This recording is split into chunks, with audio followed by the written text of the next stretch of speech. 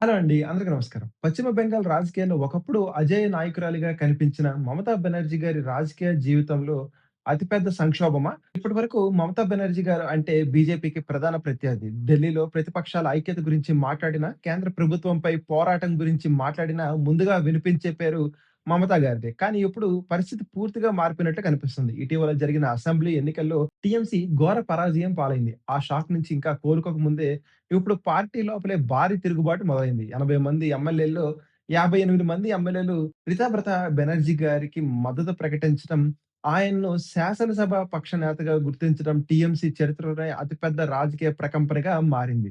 ఈ తిరుగుబాటు నేరుగా మమతా బెనర్జీ గారిపై కంటే ఆమె మేనల్లుడు అభిషేక్ బెనర్జీ గారి నాయకత్వంపై ఎక్కువగా జరిగినట్టు కనిపిస్తుంది. తిరుగుబాటు చేసిన నేతలు కూడా మమత మా నాయకురాలే. కానీ అభిషేక్ గారి నాయకత్వాన్ని అంగీకరించమని చెప్పడం చాలా కీలకమైన అంశం. అంటే అసలు సమస్య మమతా బెనర్జీ గారి వ్యక్తిగత ప్రజాదరణ కాదా? పార్టీలో వారసత్వ రాజకీయాలపై పెరిగిన అసంతృప్తేనా? మహారాష్ట్రలో శివసేనలో ఏకనాథ్ షిండే చేసిన రాజకీయ ఎత్తుగడ ఎలా పార్టీని చీల్చిందో ఇప్పుడు బెంగాల్‌లో కూడా అలాంటి పరిస్థితే కనిపిస్తుందా? ఇప్పుడు రీతా బత్రా బెనర్జీ గారిని బెంగాల్ షిండేగా అభివర్ణిస్తున్నారా? మమతా బెనర్జీ గారు చాలా కాలం బీజేపీకి ప్రత్యామ్నాయంగా జాతీయ నాయకురాలిగా తనను తాను ప్రొజెక్ట్ చేసుకునే ప్రయత్నం చేశారు.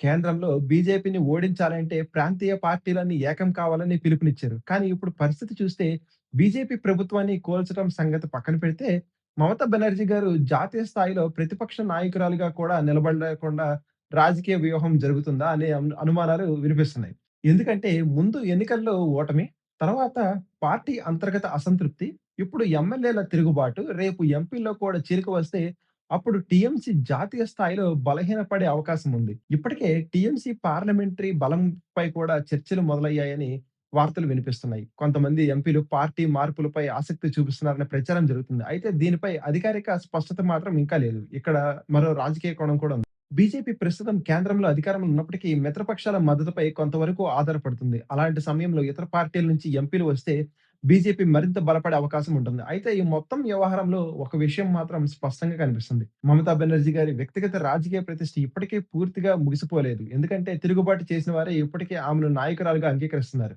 కానీ అభిషేక్ బెనర్జీ గారి భవిష్యత్ నాయకత్వంపై మాత్రం ప్రశ్నార్థకం ఏర్పడింది. అయితే ఇది మమతా గారి యుగానికి ముగింపా? ఇప్పుడే ఇలాంటి నిర్ణయానికి రావటం తొందరపాటవుతుంది. ఎందుకంటే భారత రాజకీయాల్లో నాయకులు ఓటముల తర్వాత కూడా తిరిగి నిలబడ్డారు. కానీ ఒక విషయం మాత్రం నిజం. 2011లో బెంగాల్‌లో లెఫ్ట్‌ను గద్దెదించిన మమతా బెనర్జీ గారు ఇప్పుడు తన సొంత పార్టీలోనే అతిపెద్ద సవాలును ఎదుర్కొంటున్నారు. ఇప్పటివరకు ఆమె బీజేపీతో యుద్ధం చేశారు. కానీ ఇప్పుడు ఆమె పోరాటం బయట ప్రత్యర్థులతో కాదు. సొంత పార్టీలోనే అసంతృప్తితో ఉన్న ఈ సంక్షోభాన్ని మమత అధిగమిస్తారా? లేక నిజంగానే ఒక గొప్ప రాజకీయ యుగానికి ముగింపు ప్రారంభమా? మమతా బెనర్జీ గారు తిరిగి బలంగా నిలబడతారా? లేక టీఎంసీ రాజకీయంగా మరింత బలహీనపడుతుందా? థాంక్ యూ అండి. జై